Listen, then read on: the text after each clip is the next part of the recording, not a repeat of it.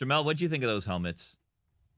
I have no opinion. I can't tell you conversations that ultimately, this is no disrespect to you fine ladies and gentlemen here. Any talk about helmets or uniforms, like, I don't give a damn about those. Like, people get so obsessed with these things, and it's like, I don't care. They're, at the end of the day, they're clothes and it's a covering. Like, I Yeah, don't care. but as a 49ers fan, you have some of the best uniforms in the league, though. Right, she's spoiled, Roy. You're right. You're right. Is that what it is? That's why I have this privileged attitude about uniforms. I mean, Absolutely. used to love the gold 49ers jackets. Like, they were amazing. And Oh, the Danny you know, Tanners. yeah, yes, yeah, exactly. But generally speaking, people get so consumed with uniforms that yeah, that's always a conversation where I'm just like, I'm checking out. But I was listening to you guys, of course. No, but it's funny that you say that because I've been trying to engage Black and Gold, Billy and Roy back there on the topic of the day for the entirety of the show, and I didn't get the passion from them on that. That's the conversation we check out on. That Dan. I get on uniforms. Like, the two of them are chatterboxes on uniforms, but I try to get them involved in the other conversation. They don't want to do it. Yeah, big news. The Commanders. Yeah, absolute big news. Biggest news of the day, actually. What a bad day for that. Okay, just all of it, Jemele. I don't want to typecast you as come on here and talk Brian Flores. Yesterday was a wildly appalling and funny and heartbreaking and awful day for the NFL. And at the beginning of it, it starts with Tom Brady. So as you're Not watching, thanking the Patriots. not thanking the Patriots, but Stugotz says he's unsurprised, and you're allowed to be unsurprised because we've all been watching it for 30 years, but you can't be numb to what Brian Flores just did, Jemele.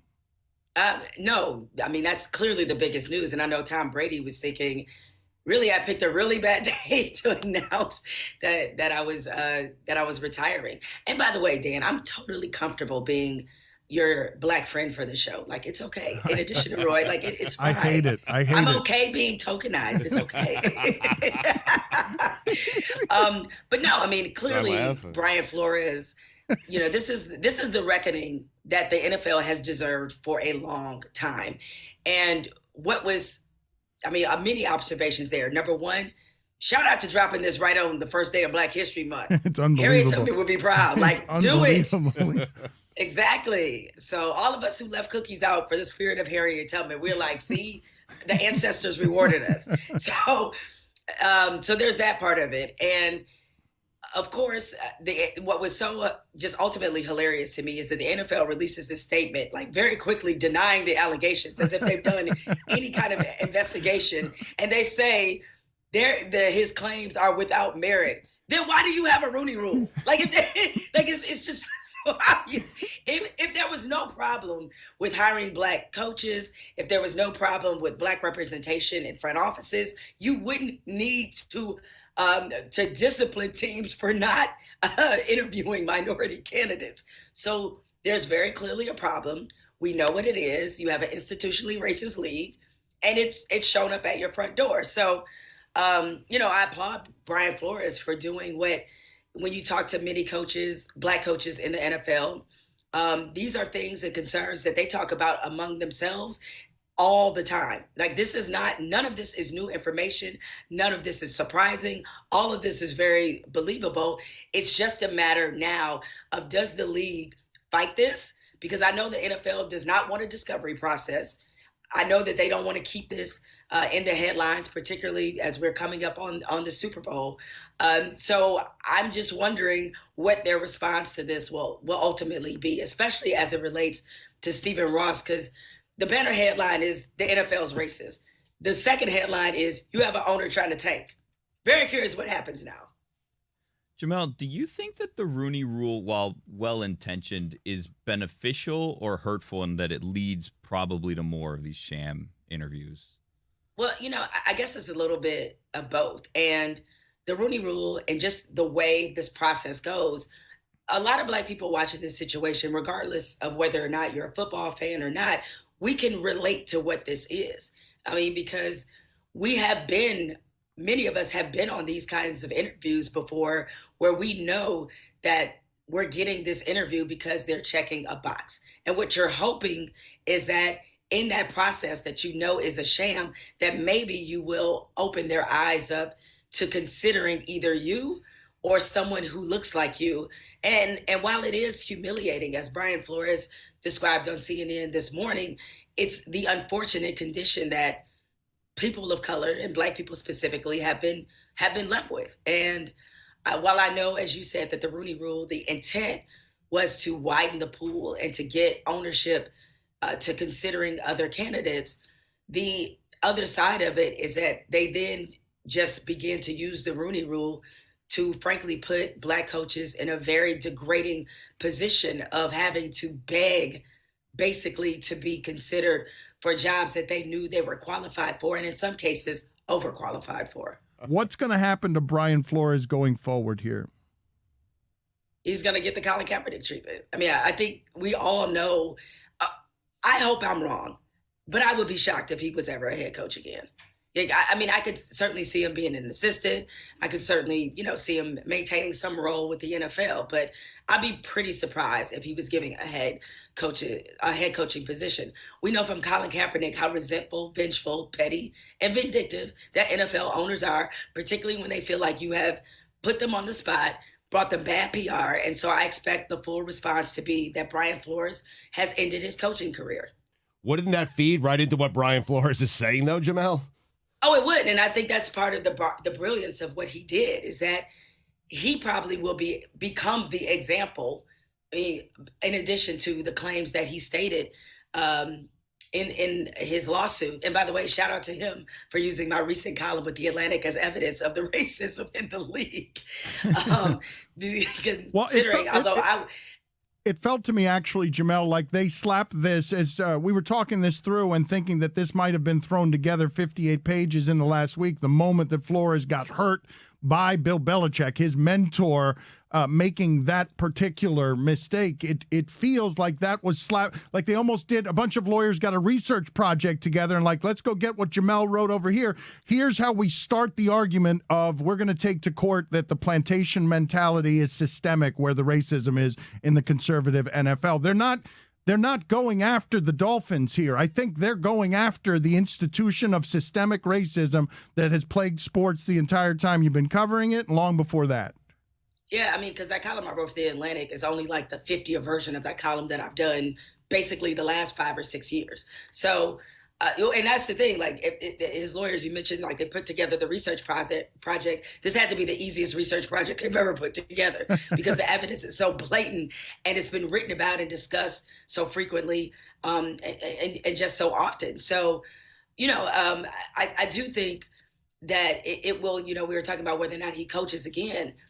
It's just the NFL, how they are and how they respond to these things. And especially now that Brian Flores has really done something that they can't stand. He's already hijacked the Super Bowl. He's already hijacked it, right? So as soon as, Roger Goodell does an annual press conference at the Super Bowl with the media, 99% of the questions are going to be about this. And that is going to piss the NFL owners off in a way that is going to be very similar to what Colin Kaepernick has experienced. Couldn't I make a pretty convincing argument, Jemele, that however uncomfortable it is, Brian Flores knocking the retirement of Tom Brady, the greatest winner ever, out of the news cycle, is the media enjoying feeding on this, but also represents progress. It's how the movement gathers momentum. I'm surprised that a story has landed with the Dolphins, with Brian Flores, with anything that can knock that story off to the side. Yeah, and I agree, because I think especially given the kinds of conversations that have been going on in this country the last now 2 years, that it is an appropriate moment for this to happen. And I'm sure on some level, I don't know Brian Flores, but I'm sure on some level he felt that particular momentum. And while I joked about him dropping this on Black History Month, I do think that was part of the significance of doing this now.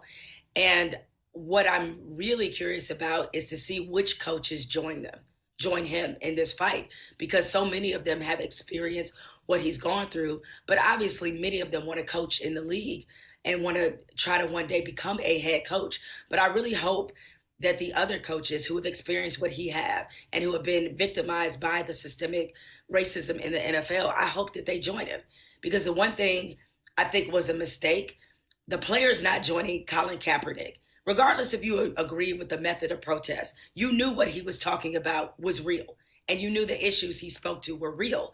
And a big mistake they made is that they did not join him. I'm not talking about necessarily taking a knee, but they didn't vocally form a wall around him. And I hope NFL coaches, Black NFL coaches, and white NFL coaches, I hope they form a wall around Brian Flores, because that is the only way that they're going to see the systemic change that needs to happen in this league.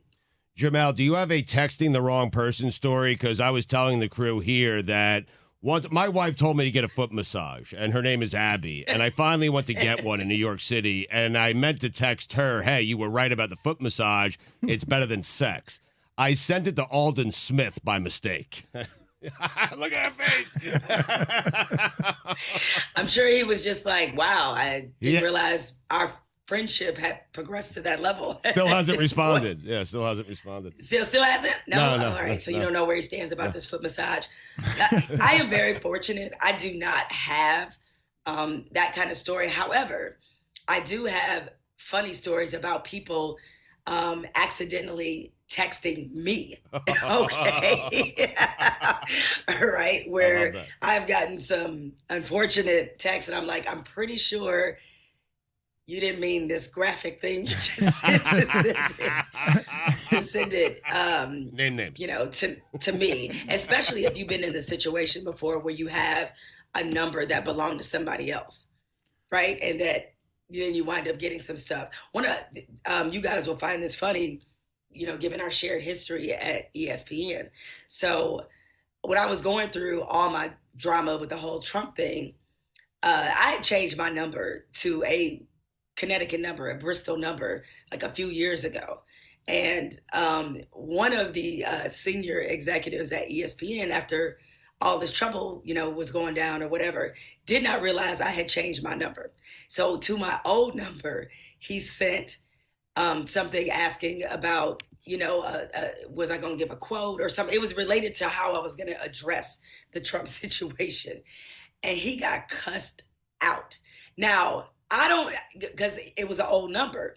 And so I see him and he's like, hey, just want to be sure, are we okay? And I was like, what are you talking about? Oh no. I was like, yeah, we're good. Like, what are you talking about? He was like, well, I was just a little concerned because you used some pretty rough language with me. It's somebody who was it somebody tired of getting all your texts? Is that what was happening? Yes, because their phone, I was like, yo, whoever had that former 517 number, dude, I'm sorry. Like, so when the Trump thing went down, that person is hearing from every CNN producer, everyone, because you're in the center of the storm, and like that person is getting all the texts on people reaching out to Jemele to see if she's okay, if she can talk about this, because you're in the middle of a culture war. Oh, that poor person.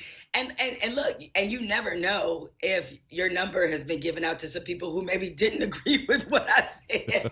So he may have been getting some hate calls, some hate texts, some threats. Mike, I don't know. Do me a favor, Mike. Grab Jemele's old number from her off air and let's call that person and just interview that person about how terrible it was to get all of Jemele's texts. Maybe introduce them. Maybe Jemele can offer a formal apology. I've been on a group text with Jemele's current number, her old number, and myself, and this person seems to really revel in the fact that they used to have Jemele's old number. And Jemele, I'm telling you, that person is probably also getting texts. With from your crew that talks about the glazed donut and all the nicknames. Oh no! They got my number. That's too sensitive. That's too sensitive. You inform them of the change. Okay, right? fair enough. Oh yeah. Yes, that's too sensitive. What was the stuff that you were looking at in the lawsuit that jumped out at you? I mean, we've mentioned obviously the bribe to lose, but I thought one of the things that was interesting is putting the idea of Plantation on trial, because Jemele, in the years that you've been talking about this, That one's loaded. People don't talk. They just argue about whether it's a plantation or not, or whether you can make millions of dollars and be a slave, even though James Baldwin says a highly paid slave is still a slave. So they argue around that word, but it feels like this is going to be put on trial now. Yeah, I mean, I think making that comparison was very jarring, eye-opening, and, also very appropriate. And, one of the columns that I've written about, and I addressed it in the last one, and certainly I hit it probably more strongly in the column I did about, again, the same issue last year, was that there is, for people who are not, maybe don't fully grasp what that means by like a plantation mentality.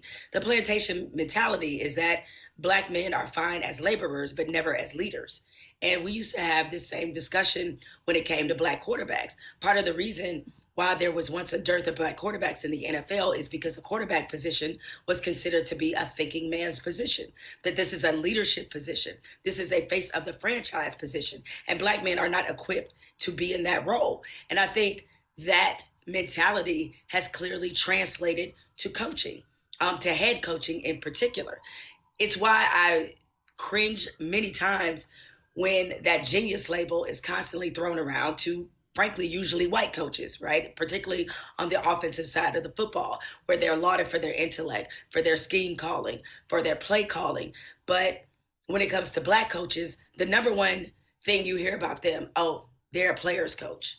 And that is just, even though a lot of times when it's said, it's not meant to be an insult, but it is insulting, because that's basically saying the only reason that you are having success in this position is because you're Black and they're Black, they being the players.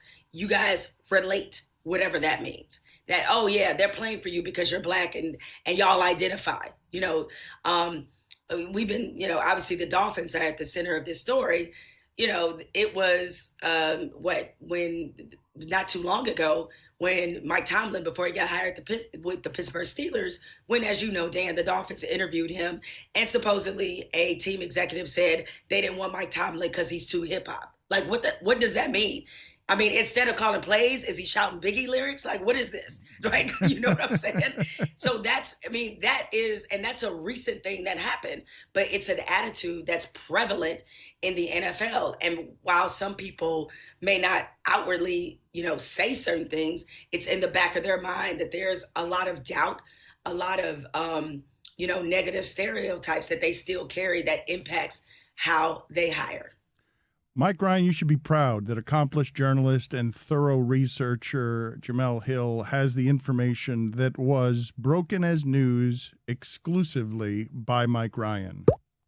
Mike Ryan exclusive. He was there when that hip hop comment was uttered. There's not an allegedly. Is that right? He's the breaker. He didn't want to produce that show. Mike Ryan is the breaker of that story. He is the owner of that story. And not only that, Jemele, it's worse than that. It's a guy who became CEO because he was the headhunter in charge of finding the next CEO. And then you get the art of, look at what the Dolphins have done over those 15 years and look at what Mike Tomlin has done over those 15 years. And now look at them now at being the centerpiece of this tremendous watershed moment in the NFL. Yeah, the same franchise that asked if Des Bryant's mom was a prostitute. Yes. Yeah, they really swing for the fences. I mean, it really is. That's the only thing the Dolphins. It used to be. We're old enough, Jemele, to remember winningest franchise in the history of sports. Like that was the winningest team in Miami, and you got to be kidding me. They're just nothing but shame stories for 20 years. And now we got assistant coaches doing cocaine. Oh, that one too. Yeah. Oh, yeah, that was man. Rest easy knowing that Mike Tomlin to hip hop line isn't just hearsay. I am just a text away from you and your old cell phone number. Right. Stugotz has a football question he's dying to ask you. Well, I am. Jemele, I'm wondering, is tanking so bad if you're tanking for Joe Burrow or Tom Brady? And let's be honest. I am one who, given the situation, or depending on the situation, like I'm sort of pro tanking. So while I understand it is from a competitive standpoint why it's wrong in the league, like why they can't have that.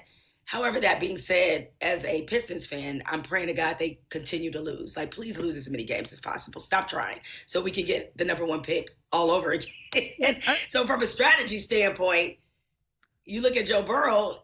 I mean, if he wound up, let's just say Brian Flores decided, I'm going to do it. I'm going to do what Stephen Ross said, assuming this is true. He'd still be and their you wind up coach. with Joe Burrow. Yeah.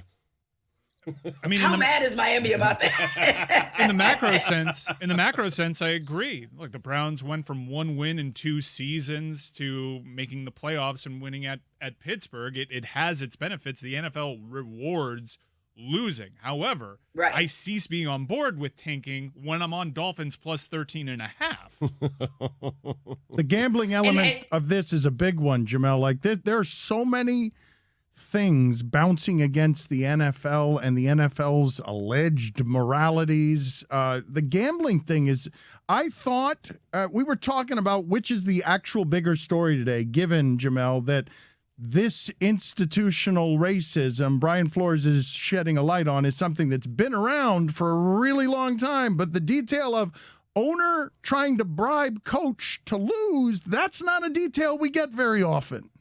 No, that is added a bit of a wrinkle to this story. And look, Brian Flores must be one of the most principled men in America, because let somebody offer me $100,000 per game to lose.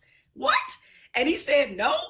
But Brian, Jemele, Stephen Ross cheers. probably wipes his butt with $100,000 bills. Do they even make bills that high? I mean, it's not a lot of money for him, right? Like, you have to hold out for more if you're Especially Brian as someone Flores. who hasn't paid taxes since whenever it is, 2000. Right? Yeah, Paid that's a true. dollar of Yeah. taxes since it's been more than a decade. But we're also So you think he should have negotiated? Yeah. Like, he should have got it Yes. up there. I Half thought, million, I half thought million. Ross, I thought Ross came in cheap. If you're going to ask somebody to sell out on their dignity that much, hey, basically it's Marcellus talking to Bruce Willis in Pulp Fiction. That's your pride talking. Don't let it talk. Here's an amount of money to you know dump what? games. But it's not even just about his integrity. It's about his actual record. When the Dolphins began their smear campaign, they began with Brian Flores, 25-27 as head coach of the Dolphins, when they were literally going to pay him to win. And in subsequent hires, his record is going to be held against him.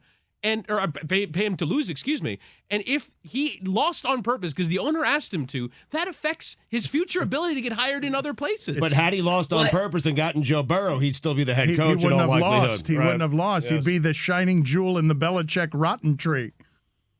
Yeah, well, and then on top of that, you guys have seen the track record. Like most black coaches, and this would have been the dicey part for Flores, and maybe this is part of why he didn't do it. In addition to it being, competitively wrong, is that black coaches are generally judged much harsher than white coaches. And if you're him, you tank. It's not out of the realm of possibility you get fired, and the next head coach, probably a white dude, gets Joe Burrow. Why Jim you Harbaugh. like, thank Brian you. Harbaugh gets him. Well, exactly. I was Exactly. just going to say, like, David Culley coming into the I was like, Texans job. this is David Culley. I was Right. like, 100%. You're not guaranteed They're like, to keep yeah, that we don't have job. Deshaun Watson, J.J. Watt, or DeAndre Hopkins. Work with what you got. He wins as many games as Bill O'Brien. They even beat the number 1 seeded Titans during the regular season. And they're like, thanks for playing. You got us what we wanted. Bye. So, it's a risk to do that, Dan. He may not still be here now if that was the case. I have found a lot of elements of this fascinating. I don't know whether I can say this is loud noise of the moment or Kurt Flood, Jackie Robinson, Colin Kaepernick, name that's going to echo. He needs help here, Jemele. Is he going to get it? I am cautiously optimistic that he will, particularly maybe if you look at coaches who, like, I'm thinking of somebody like Jim Caldwell, for example. Jim Caldwell, older coach, seasoned, knows he probably won't get another head coaching opportunity, even though he's a name that he's interviewed in the last 2 cycles. If you're Jim Caldwell, this is the perfect fight for you to join, given your name, your reputation. I mean, for God's sake, he took the Lions to the playoffs twice in 4 years. They fired him after they were 9-7, okay? Which in Detroit, that's like being 16-1, all right? You're 9-7, all right? And he gets fired, hasn't gotten another head coaching opportunity. This to me feels like a fight that he can join. And I hope other coaches who are in the league and, have felt these same emotions and have been through this kind of process. I hope they start, frankly, snitching on the NFL because the thing about systemic racism and white supremacy, it depends on silence. And so now I think it is a really wonderful opportunity for them to join this fight because there's strength in numbers. They can keep Brian Flores out the league. They can't keep all of you out. And so there's a huge opportunity here. Did you notice and have any reaction to ESPN hiring Angela Rye, race, culture, and social justice correspondent? I feel like they had one of those. I did have a reaction. My reaction, Angela is one of my good friends. And, she is a wonderful, not on top of being a wonderful person, she's going to give them a dynamic that they sorely need. My hope, and I told Angela this because we had private conversations about it as she asked my opinion. And, I gave her some thoughts as well as share some experiences that I had. They just need to let Angela Rye be Angela Rye. And if they do that, this will be a remarkable hire. The only way, and it won't be, Angela will have nothing to do with this. The only way this could be a disappointment is if ESPN if they mess it up by frankly reverting back to some of the habits that we know that they have. So I'm happy for Angela. I think this is a tremendous hire for ESPN, but I pray they don't try to do to her what they've done to others. Hello, Dan LeBatard. Hello, Jemele. You are a pioneer. Thank you for giving us the time. Know you're very busy today. We've got to find the person who has her old cell phone number. She's going to be on with us tomorrow. I'm gonna text it to Mike. She's also going to be on with us tomorrow to argue with Stan Van Gundy's horrible food takes. Like Jemele is going to blister him. Jemele, I need you to do a wrestling promo for what's coming for Stan Van Gundy tomorrow. First of all, Stan is a communist. I love him, but like those food takes Awful. are so brutally bad. Awful. That I had no idea that beneath this wonderful, thoughtful man lays somebody who has the food taste of a 3-year-old. Like, what's happening Terrible. here, Stan? We got to elevate you. She's going to bury him tomorrow. You leave that man alone. I love him. Thank you, Jemele. And his fluffy mustache. Can't wait to create first take argument culture between Jemele and Stan Van Gundy. Thank you. It's going down. All right, see you guys. See ya.